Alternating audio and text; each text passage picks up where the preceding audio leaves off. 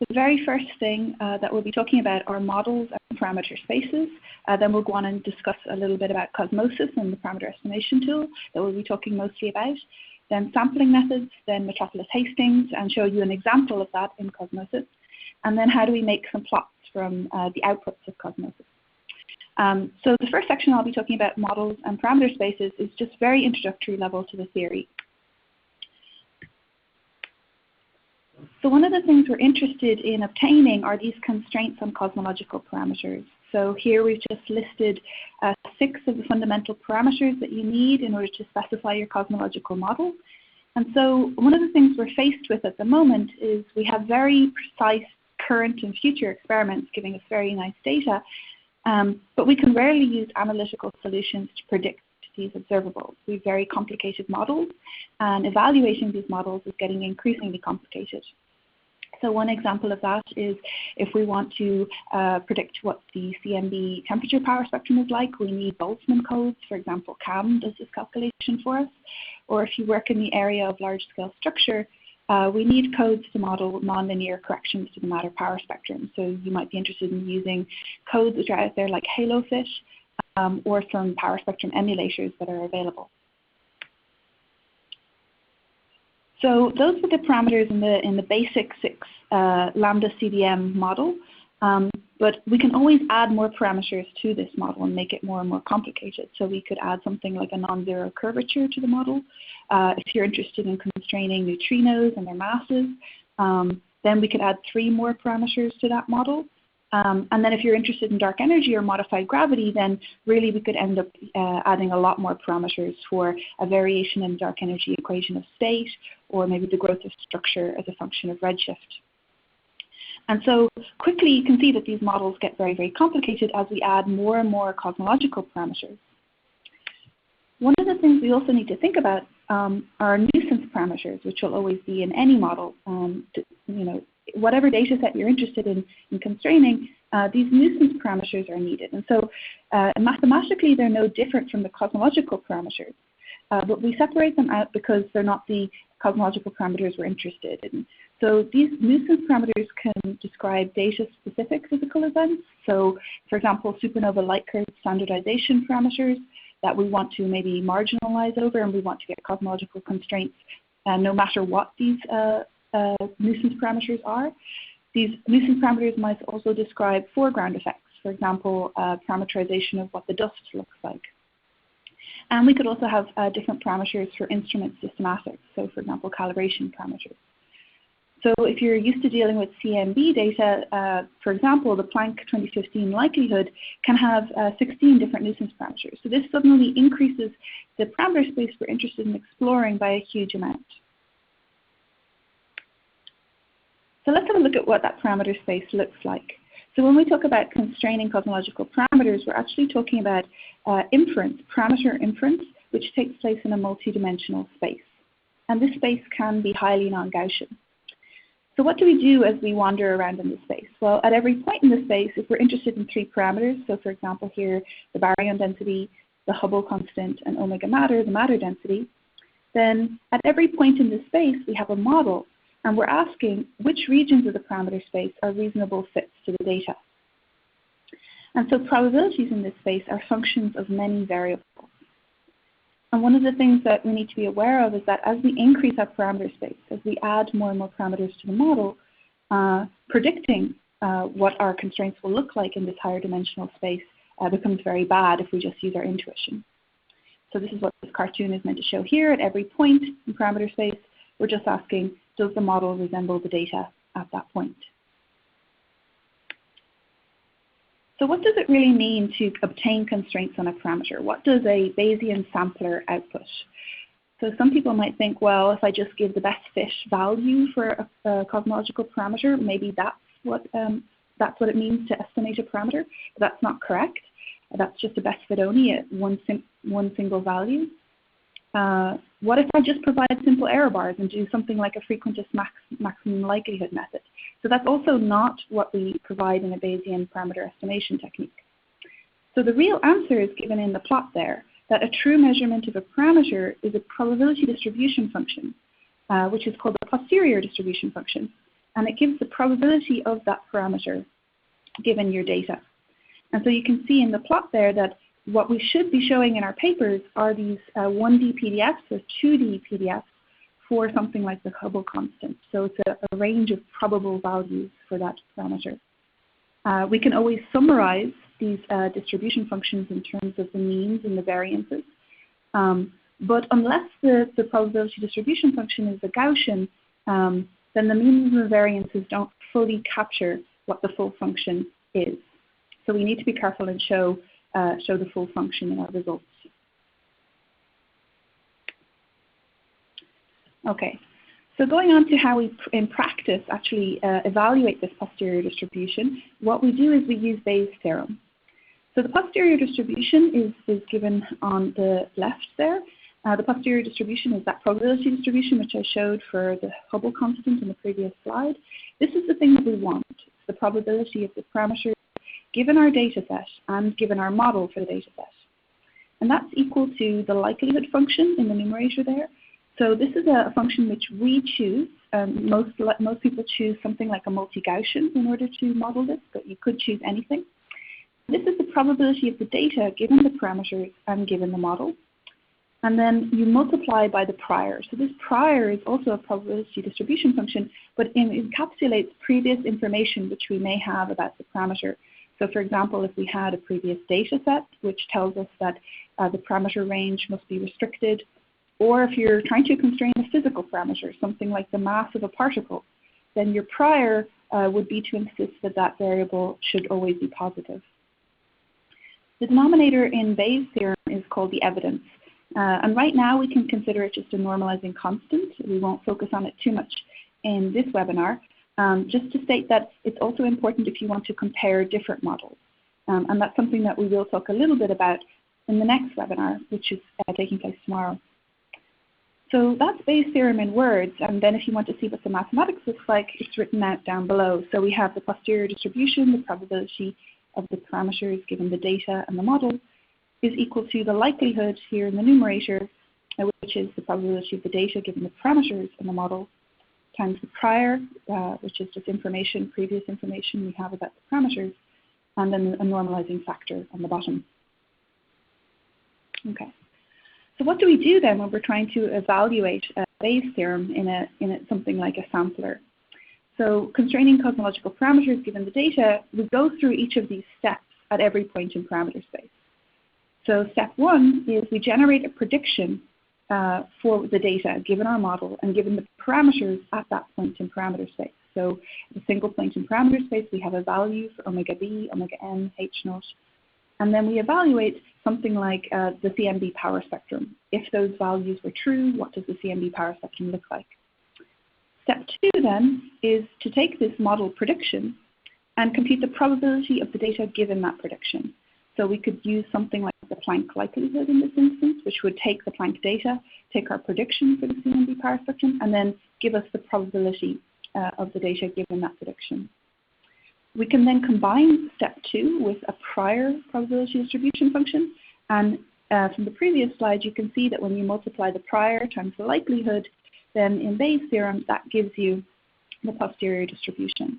So in this particular example, the prior could be something like local measurements of the Hubble notch, Hubble constant as a prior. Then in the next step, we've evaluated the probability at that point in parameter space. In the next step, the sampler proposes a new point to move to in parameter space to evaluate the likelihood. So for example, if you're using something like a Metropolis Hastings sampler, which we're going to go on and talk about today, you step through the parameter space using a proposal distribution. You step through it in a clever way and an efficient way, hopefully, so that you're not wasting time evaluating the model at points which are not relevant in parameter space. So just a last point to mention is that given the precision of current experiments, developing the software for steps 1 and 2 can be quite challenging. So that's just the brief overview of the theory background that we need to move on. So next I'm going to hand over to Joe, who's going to talk about CosmoSIS and introduce us to CosmoSIS. Thank you very much, Elise. Very kind of you. So that's the background. That's the task we want to achieve. We want to build cosmological models, and we want to explore the parameter spaces that those cosmological models rely on. And CosmoSIS is a piece of software designed to do the things that Elise has just described. So to connect together the 3 different components that we need to do cosmological parameter estimation. So what do those components look like? The first is that we need some model prediction code. Cosmology is full of lots of different ways of predicting cosmological observables, ways of solving the equations that describe cosmological observables and predict them given a theory. So remember, there's a difference between having a mathematical theory, which is all beautiful, and actually having computer code that implements it. That's a very big challenge, going from one to the other.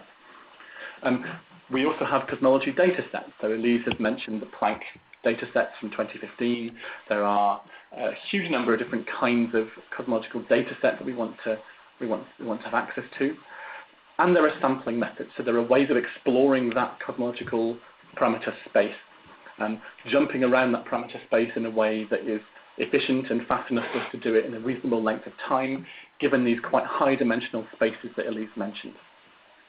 So CosmoSIS is a software package, a framework for connecting these 3 things together in a predictable and coherent way. We won't talk in immense detail about the internals of CosmoSIS and how to develop it in this webinar. We're going to leave that until the webinar tomorrow. Right now, we'll kind of give a big picture overview of what's going on inside it. We'll start with a supernova likelihood, because that's a nice, relatively, or at least for the toy problem, a relatively straightforward likelihood to understand.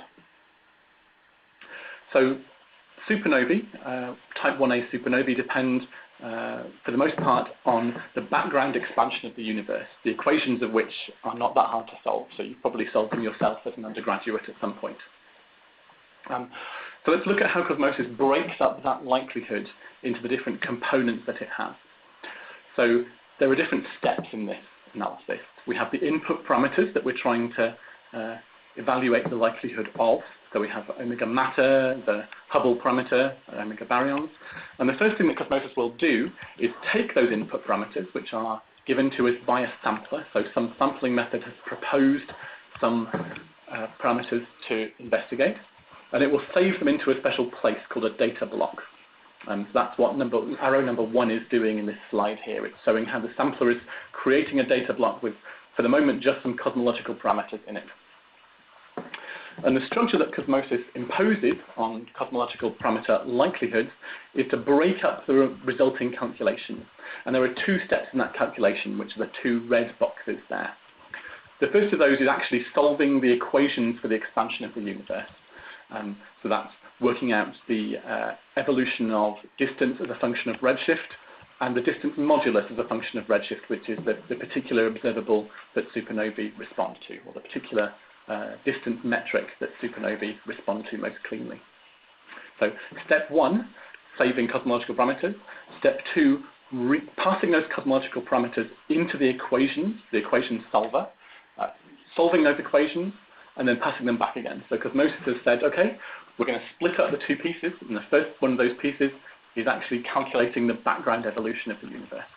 And once that's complete, once the first red box is done, it saves that back into the same data block as before. So arrow number 3 there, blue arrow number 3 says, once we've solved that equation, we save the results back in this block of data, in the same place we're using to store all our information. Now, don't worry too much about this data block right now. We're going to go into a bit more detail about that in tomorrow's webinar. For now, you can just think of this as a big bucket of data of different kinds that we're making sure we keep track of and save in different ways. So that's the theory. The next thing we need to do is get an actual likelihood. That's the background theory. Now we need the actual likelihood of some real observed supernovae.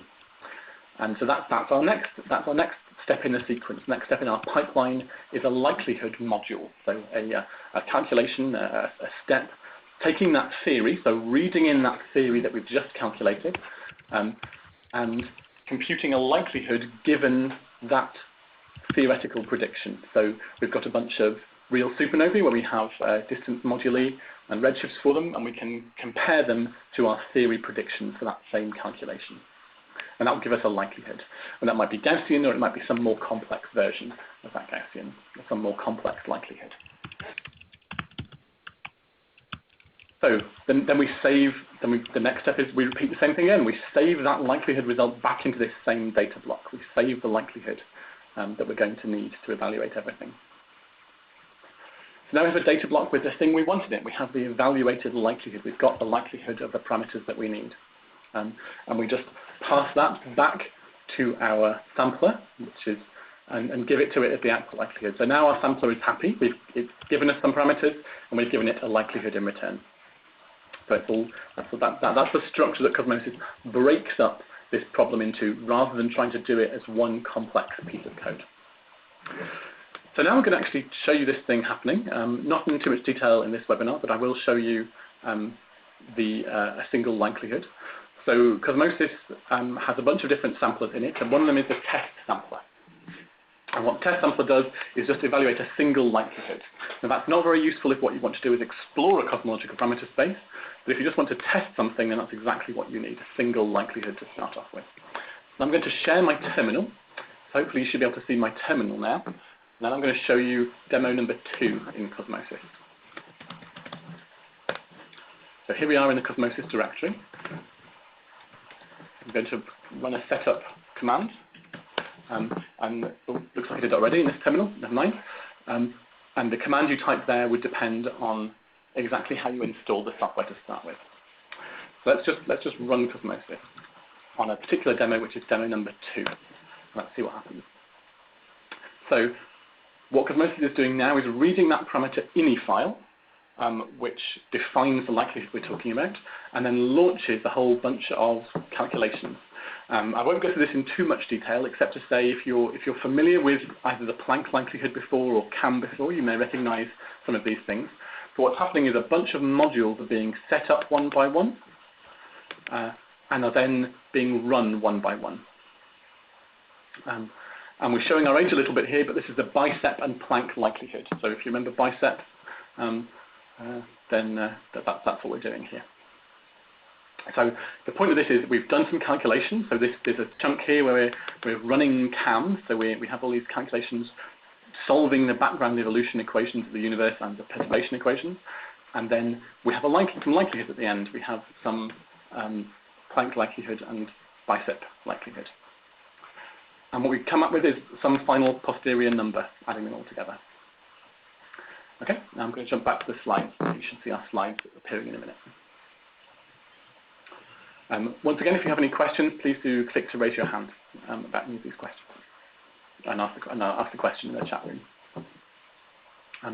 And you can see the CosmoSIS wiki. If you just Google CosmoSIS cosmology, then you should find the wiki that explains how to run that demo and the other demos yourself. So that's the general picture. What are the specific things that we want to connect together? So what are examples of these sampling methods and codes that we want to connect together? So I won't go through these in too much detail because there are so many of them, but broadly speaking, there are a large number of different sampling methods. Some of them are very classic, like Metropolis Hastings and Fisher forecasts. Some of these are a bit more advanced, like nested sampling and ensemble samplers. And some of them are a bit more experimental, like approximate Bayesian computation or clever grid explorers.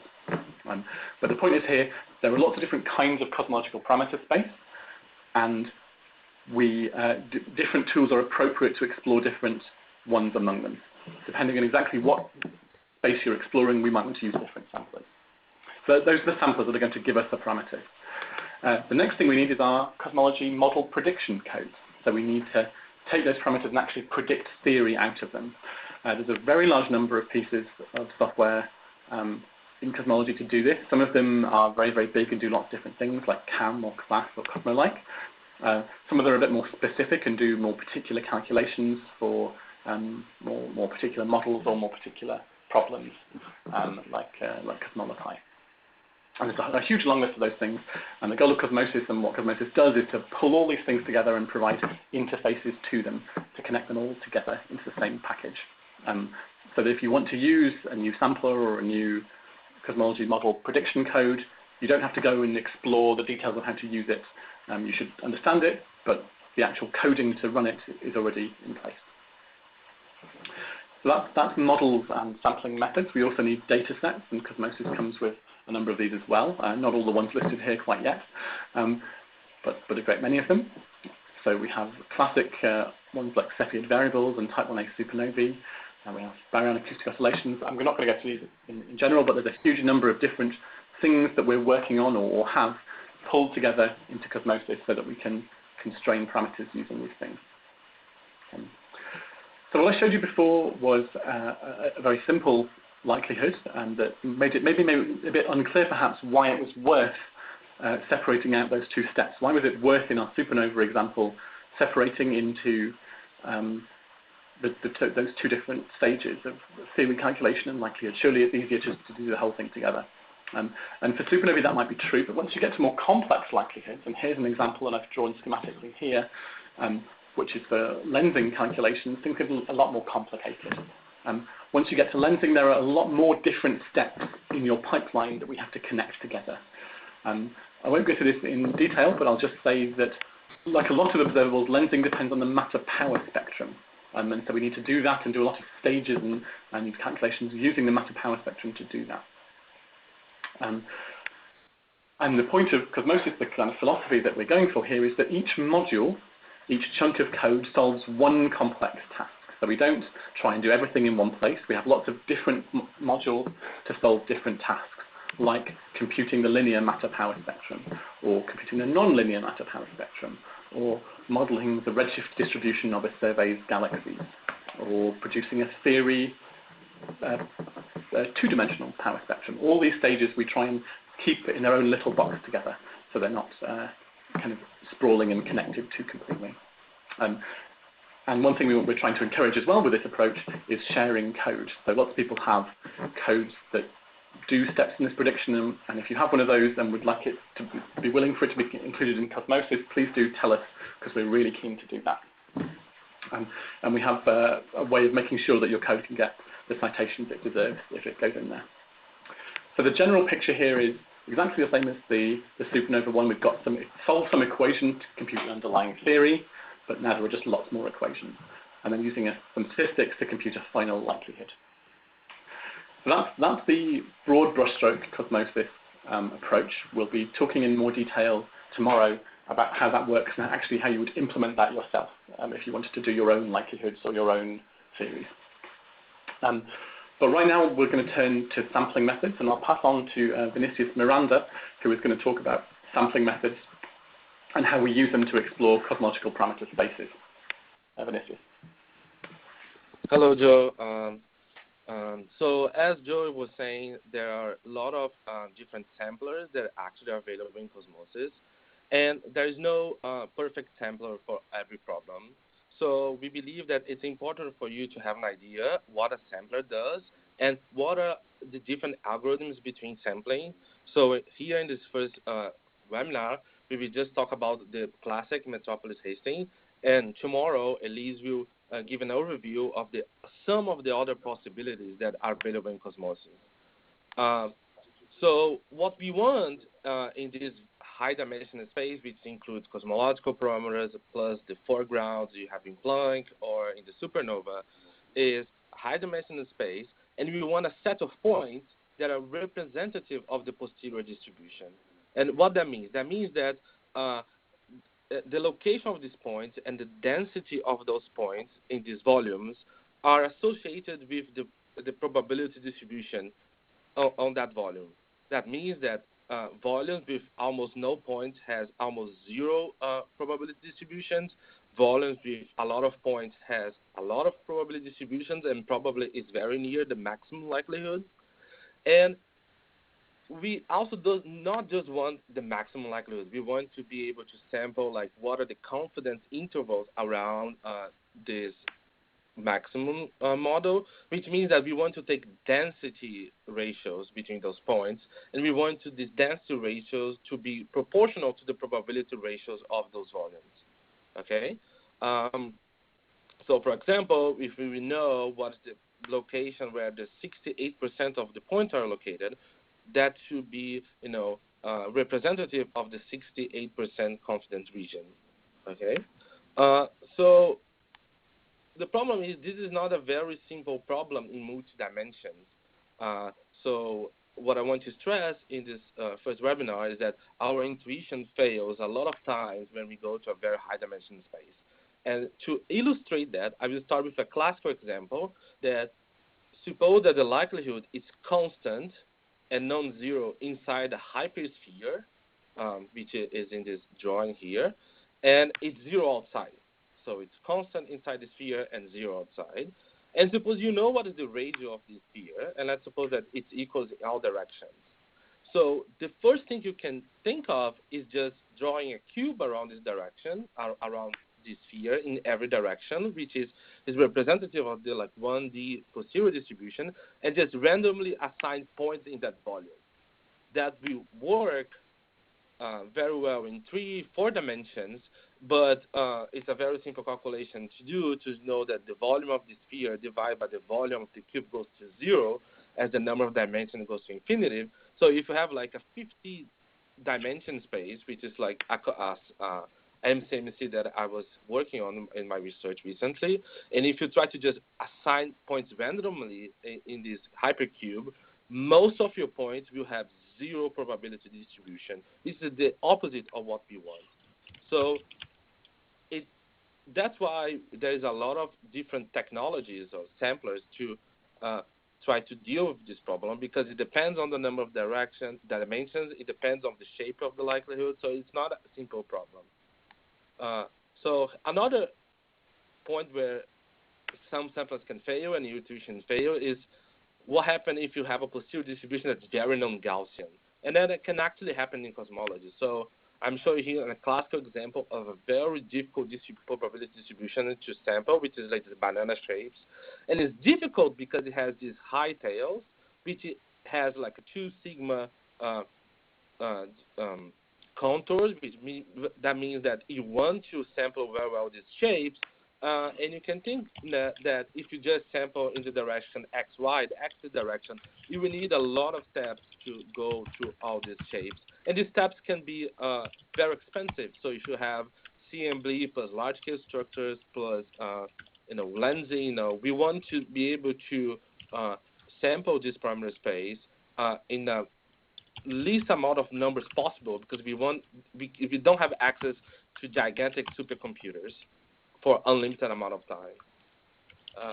A third thing that can happen, which I will mention just briefly, but it's actually a problem we face in cosmology, is that we can have some number of dimensions which is not very high, but some dimensions are much slower to calculate than other ones. So a classical example is that if you have the CMB and if you vary some nuisance parameters, some foreground, that's easy because you don't have to recalculate all the cosmology.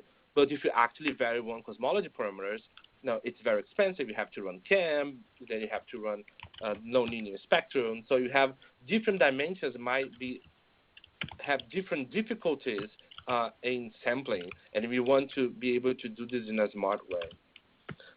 So this was an overview of why sampling can be a very challenging problem. And as I said before, we will talk a little bit about other samplers in webinar number 2 to give you an overview. But a homework you should do is make sure that you understand the basic algorithms of the samplers you use in your research, because that can help you understanding what are the problems. It can do great. What happens if your sampling is stuck, and this kind of thing. So you should not treat this as a black box. And to exemplify that, we will just give you a brief overview of the Metropolis Hastings, which is implemented in CosmoSIS. So we will start with this. I think I'm doing this bit. So I think I'm taking over here, Vinicius. Okay. So, yeah, sorry, I think that's what we decided. So thanks, Vinicius. That's a really useful overview of sampling in general. So now there's a particular sampling algorithm that we'll use quite commonly in cosmology, which is the Metropolis Hastings algorithm. And this is one of the first sampling algorithms that was invented. It's a kind of classic algorithm that really serves to explain what sampling is and what sampling looks like as an exemplar of sampling methods. And it's often a very, very powerful tool, even though there are other more sophisticated methods around as well. It's a very, very useful tool in many situations. But as Vinicius said, in the wider class of Monte Carlo Markov chain methodologies, which means it's making a chain of a sequence of points which somehow randomly explore the space.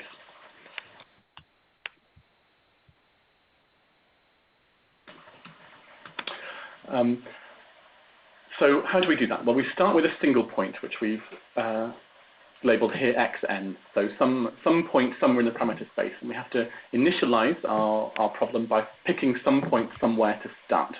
And we just assume we found some multi-dimensional parameter space point to start with. What do we do then?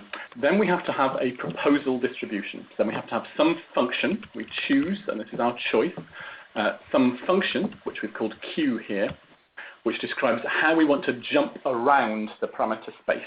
So we have some functionality, we have some function which says I'm going to select new points based on my existing point according to some algorithm, any function whatsoever. And that's the choice of the person who's doing the sampling, and we'll just different choices of what function Q you use here decide how efficient the sampling process is. But in the limit of an infinite number of samples, most functions Q will work. So Q is called the proposal, and it describes how we explore the parameter space and jump around it. So we have this function, which gives us some new point. So we use it to select some new point somewhere near your existing point, some new PN point. Now we have to decide what our next point in our chain is going to be. And we can either accept our new point and jump to it, or we can reject our new point and stay where we are in our chain. So we can either stay to the same point in the chain over and over again, or we can explore the space depending on exactly what point we get. In the Metropolis-Hastings algorithm, if the new point is more likely than the old point, then we always jump to it, and we always accept to it. So that means the algorithm in general moves towards regions of higher likelihood. And as Vinicius said, that's exactly what we want. And we want our method to give us lots of points with high likelihood. But we don't just want that. We don't just want the maximum likelihood. We want to explore the tails as well. We want to have an understanding of the shape of our parameter distribution. In this picture, we want the shape of the whole red region really mapped out, not just the highest, reddest point in the middle left. So that means we don't just want to jump to higher likelihood points. We also sometimes want to jump to lower likelihood points. And what we want is to sometimes jump to points that have reasonable likelihoods, but almost never jump to points that have very terrible likelihoods. So that's the kind of rule we try to make. And Metropolis-Hastings uses this rule here to describe when to jump and whether to jump to the new point in the space. If we're jumping to a less likely point in the parameter space, if the proposed new point is less likely than the starting point, then you look at the ratio of the probabilities. So you take that alpha, which is the ratio of the likelihoods. So sometimes alpha is bigger than 1, in which case we always jump. If alpha is less than 1, we want to have some probability of jumping. And what we do is generate some uniform random number between 0 and 1. So we need to have some kind of random number generator to pick a number between 0 and 1. And if our alpha is bigger than u, bigger than our uniform random number, then we accept that jump. Otherwise, we reject it. So what that means is, if we're jumping to a point of only a little bit lower likelihood, then we have a reasonable probability of jumping to it. If we propose a terrible likelihood, a point with which is a terrible fit to the data, then we definitely won't jump to it, or we have only a very, very tiny probability of jumping to that point. And the upshot of this algorithm is that we generate a sequence of points that jump around the parameter space. And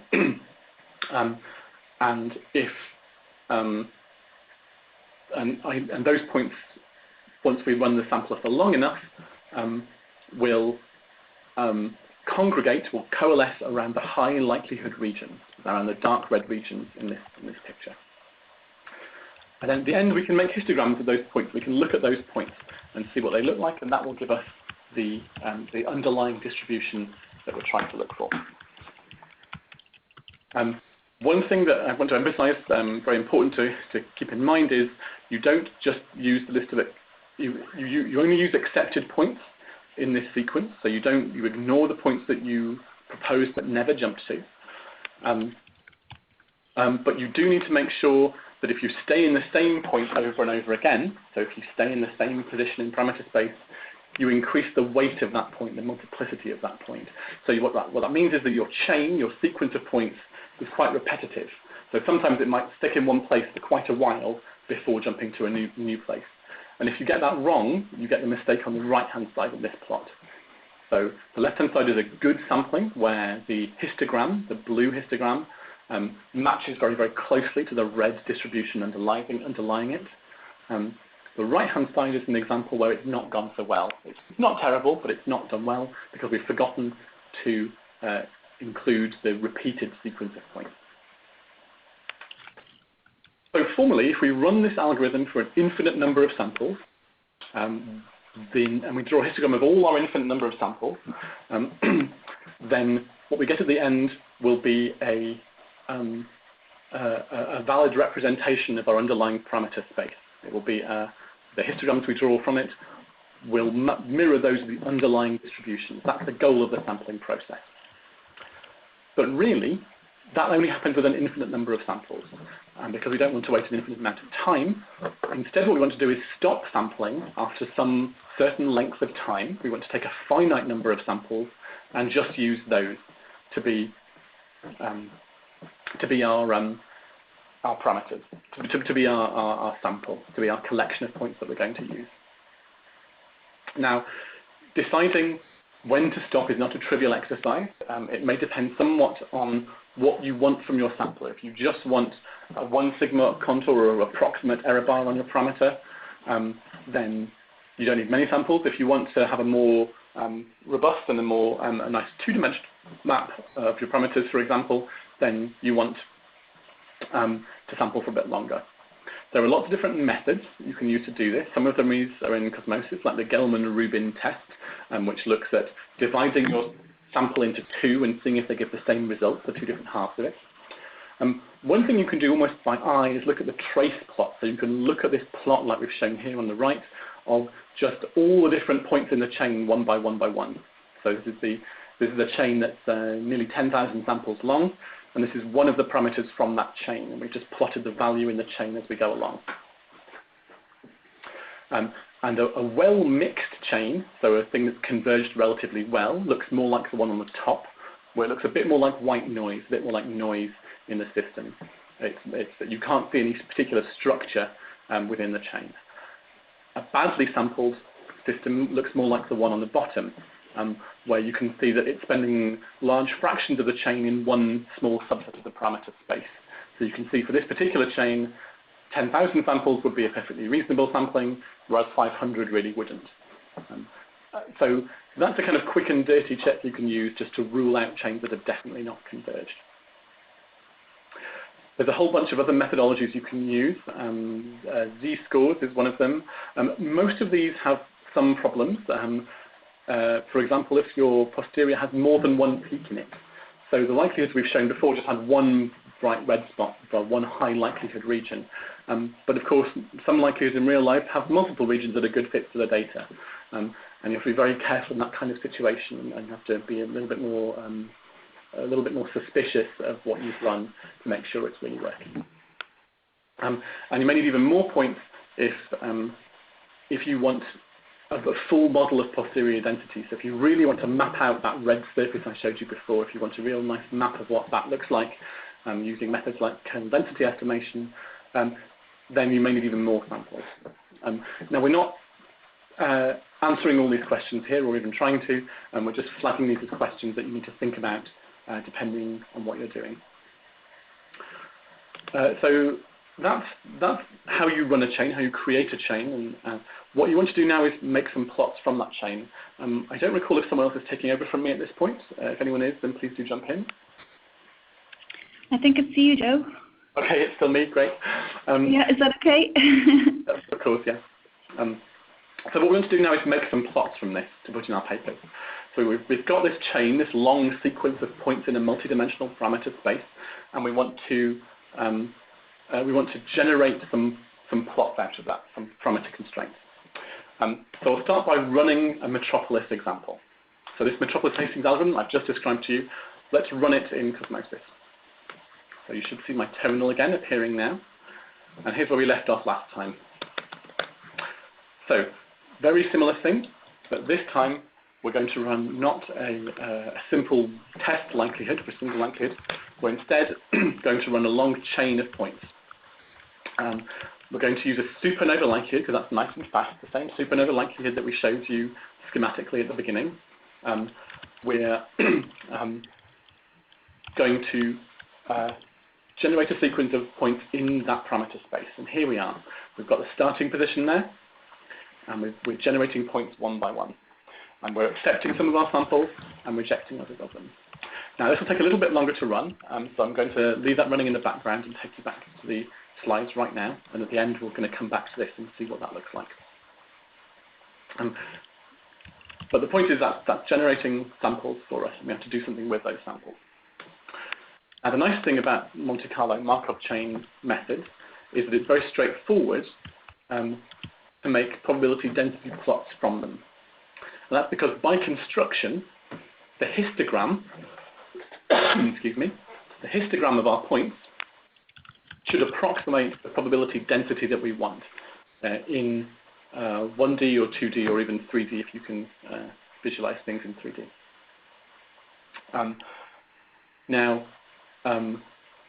The nice thing is that automatically marginalizes over all the other parameters. What that means is you can just say, I don't care what the Hubble parameter is, I don't care what my other parameters are, all I care is omega matter, and all you need to do is histogram the omega matter in your parameters. That's all you have to do. That will give you a plot like the one on the bottom there that you can see in blue. That's just a histogram of our points, which is showing that we have a likelihood of omega matter centered around 0.3 for the particular likelihood that we're running right now.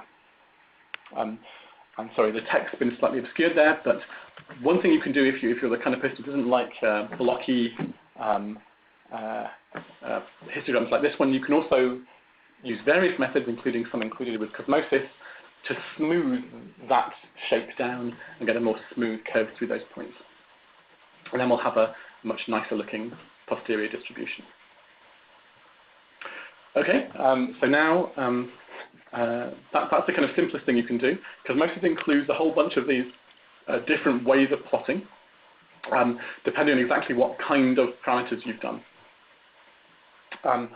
So this is the post-process command that comes with CosmoSIS. The CosmoSIS has two main commands, CosmoSIS, which runs the parameter estimation, and post-process, which takes a chain that you've calculated and makes some plots out of it.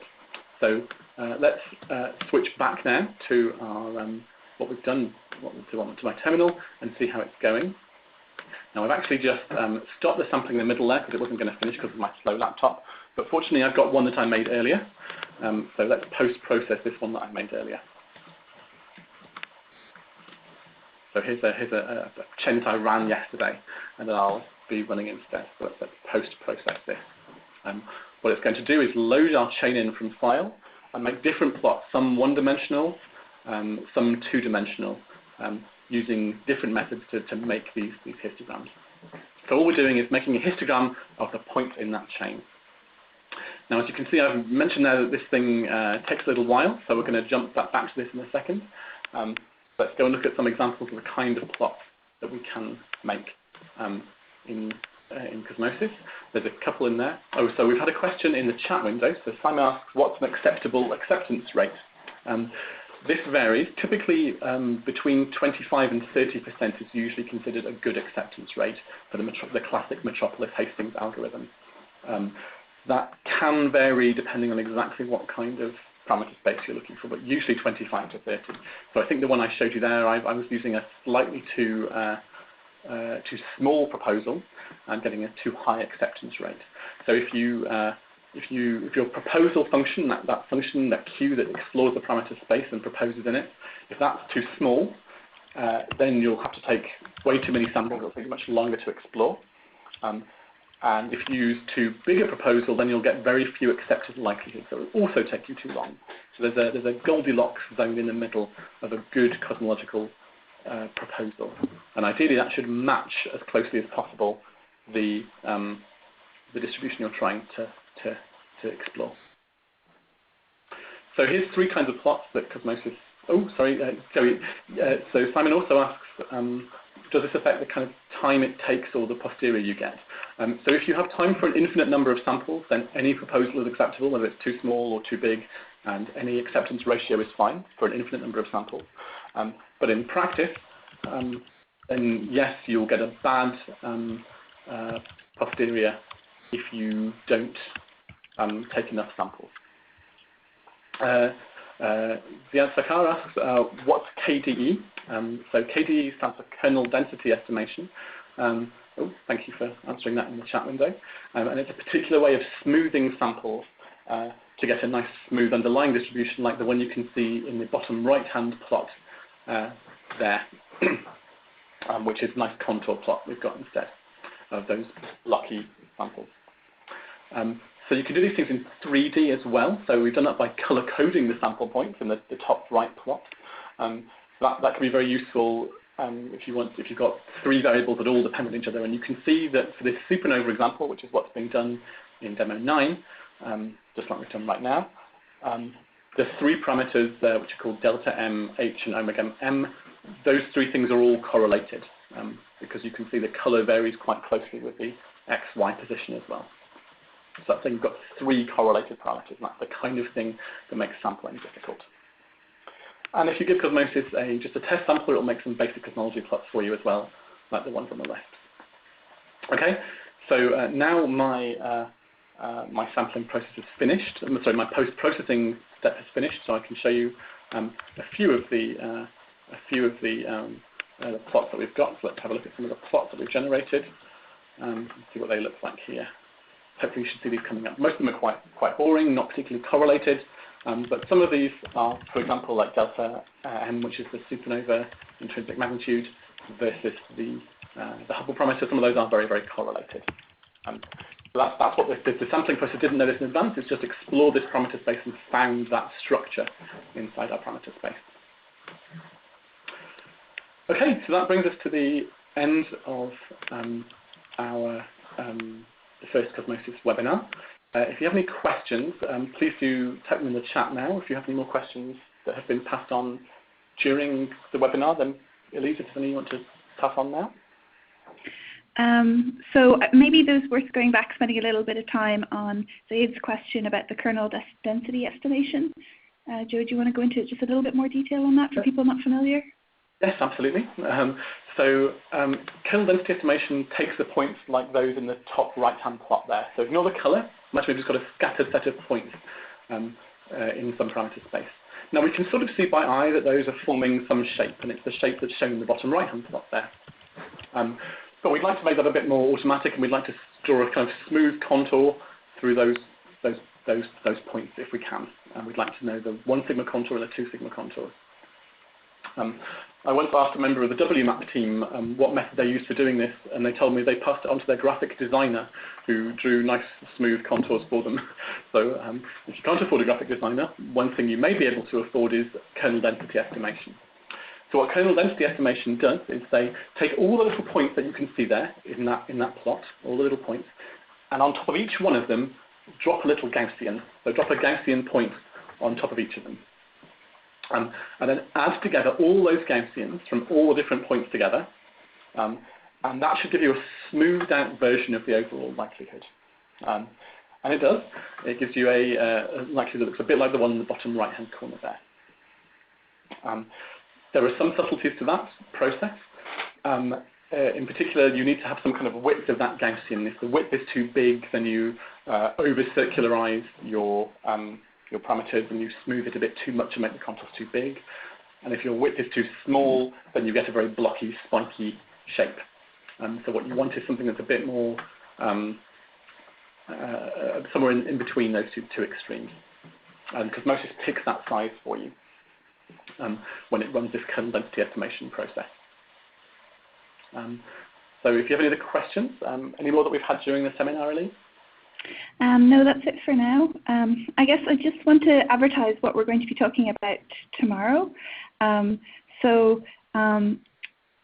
first of all, just to recap what we did today, I kind of introduced some of the theory behind parameter estimation, and then we introduced you to the Metropolis Hastings sampling. So very, very basic sampling and how you can do that in CosmoSIS. And I hope people go to the wiki that we posted here, and you can download any of the demos that we showed you. So moving on from what we showed today, I'll be starting tomorrow's webinar talking about some more advanced sampling techniques. So people may have heard of maybe multi-nest or MC, these advanced samplers. I'll talk a little bit about those. And then Joe, you're talking next tomorrow, aren't you? Yes, after that we'll be talking in a bit more detail about how you actually develop CosmoSIS. So CosmoSIS comes up preloaded with the various likelihoods that I showed earlier on and the various theory prediction models that I showed earlier on. But of course, most cosmologists want to create their own examples of those things, and I'll talk in a bit more detail about the CosmoSIS, how it works internally, and how to develop new things for it. So it'll be a bit of a more specific and detailed level in this webinar. And we'll also have Vinicius talking again as well. Yes, Vinicius, we have. are you there? Yeah, we'll talk about a little bit about some of the modules, how to create and modify modules, and some specifics of the data block, and especially the interface of the data block. How can you actually put data and get data from the data block? We've had a few questions coming up while we've been talking. Ziad asked to look back at the Metropolis Hastings final slide. Is this the one you were talking about, Ziad? Yes? Yeah. So what is the question again? What is the advantage of Metropolis Hastings? We're going through the questions in order. First of all, Ziad, do you have a particular question about this slide, or did you just want to say it again? Yeah, I can answer that. So we're just waiting for a question from Ziad. Sorry, Vinicius. Okay, while Ziad is typing, Simon has also asked, will the recordings of the webinar be on the wiki? I think we are recording this webinar. Yeah. Well, I don't think we know where the links will be, but we'll make sure a link to wherever it will be on the wiki as soon as we have the recording. Is that right, Elise? Yeah, I'll post the link to the recording of this webinar later today. And so if you go to the CosmoSIS wiki, there'll be a link down the bottom of the page where you can watch this all again and go through it in your own time. We have had one other question come in while we're waiting for Ziad. So from Efra Torres, so the question is about advantages. Go ahead, finish it. Yeah, I can answer this question because I actually go back and forth between CosmoSIS and CosmoSIS a lot. So if you are only working the CMB and you know Fortran and you are willing to spend a lot of time trying to work out the how the structure of CosmoSIS, like I did, then for the CMB only problem, CosmoSIS still has a sampler that is more suited to the exploration of the parameter space implied. So my personal approach is, if my project is CMB only, for now I still use CosmoSIS, but we are working on putting the fast low sampler on CosmoSIS and make sure that CosmoSIS can do as well as CosmoSIS. If you need to do, on the other hand, CosmoSIS plus large scale structure, and you try to actually take all these codes that are in C and Python and link to the CosmoSIS, it's very hard. And you have to know all the interesting cases of how CosmoSIS puts things on memory and takes out in memory, and even add parameters in CosmoSIS is complicated. So if you have CMB plus large scale structure or just large scale structure, I work with CosmoSIS. And for now, CMB only, I work with CosmoSIS. That's my answer. Thanks, Lucius. Ziad asked us to elaborate a little bit on the last three points on this slide that we're looking at now.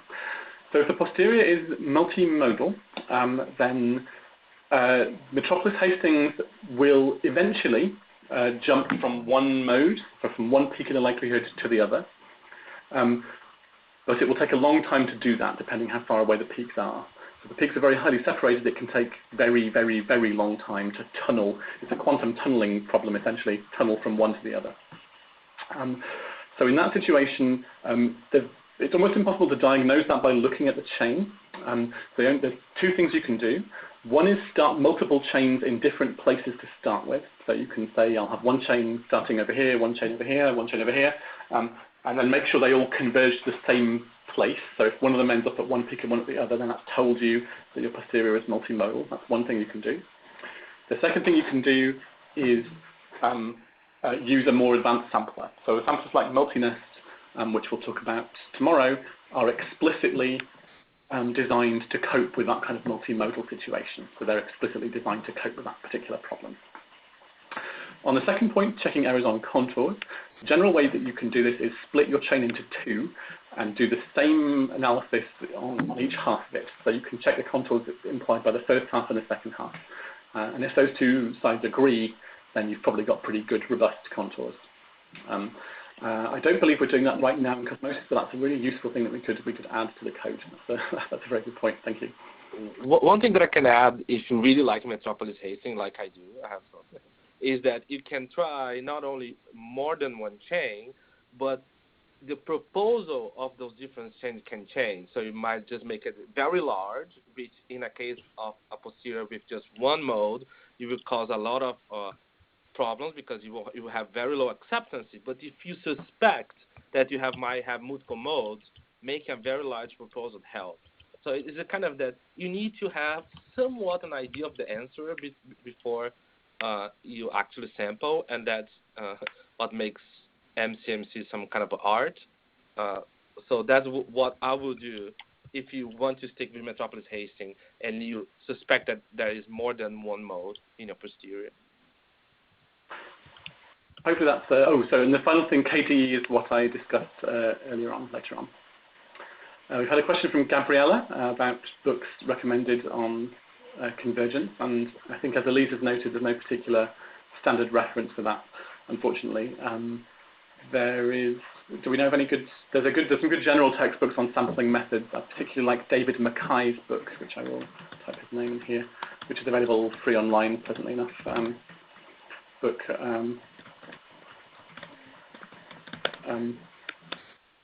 I will just put that in the chat window. That's particularly, his book is good on sampling methods in general. The ads asked if you can ask a last question. Yes, please do. Everyone else, if you've enjoyed this webinar, please come to tomorrow's webinar. You're welcome to stay around and ask more questions if you'd like to, but the main seminar is now finished. But please do stay and ask more questions if you'd like to. Thank you very much. Thank you, people.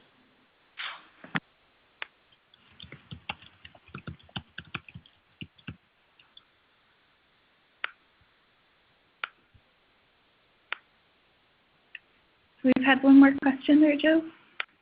Oh yes, so thanks. You're welcome to stay and listen to the answer to this question if you want to, but you don't have to, of course. The ads asked, is doing many chains and combining it the same as doing one long chain? Not quite, because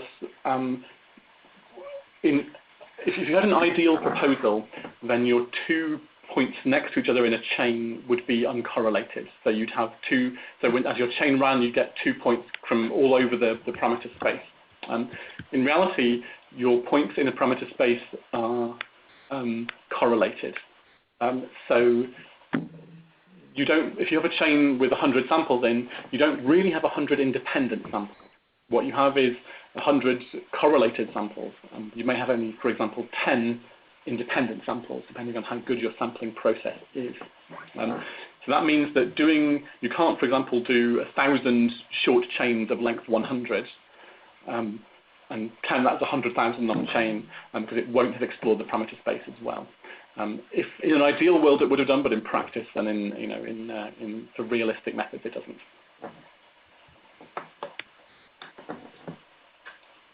Are there any other questions? We still have about 17 people online, so you could really ask us anything.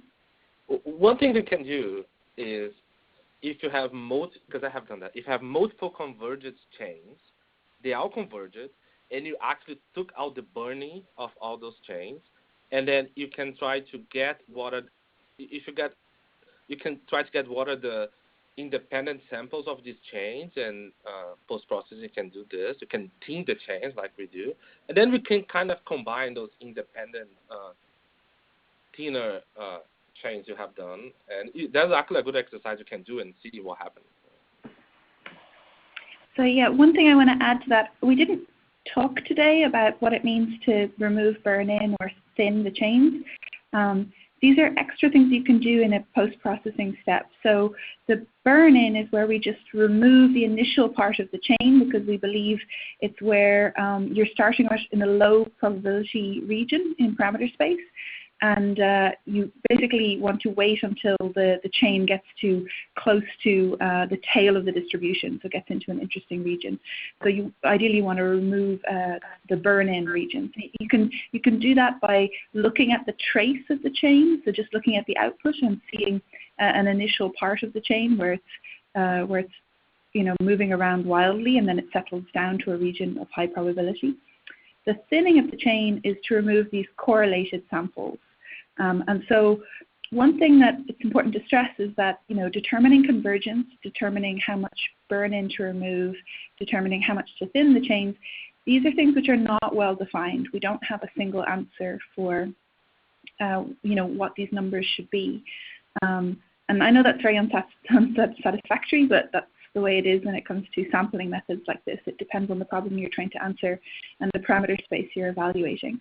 So it's really best to use as many different tests as possible, like the Gellman-Rubin test, like just looking at trace plots, evaluating z-scores, and make sure that each of those makes sense and give you a converged distribution.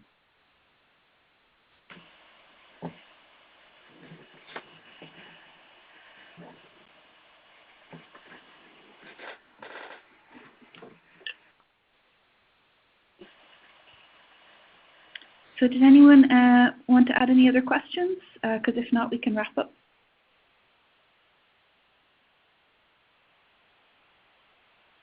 Okay, I think we may have lost Joe because I can see his webcam has frozen. Yes, so I'm on the audio, but my connection seems to have frozen. So Okay. But thank you all very much for coming along to this webinar today. And if you have any feedback or comments, please do get in touch in any way at all. You can find ways on the CosmoSIS Wiki of getting in touch with us. But thanks for coming. Thank you all. Bye.